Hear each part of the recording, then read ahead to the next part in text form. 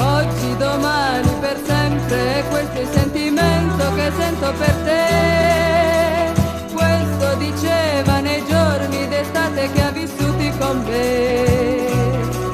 Sembrava che fosse sincero, forse lo era davvero, ma poi qualche cosa è cambiato ed eccomi qui.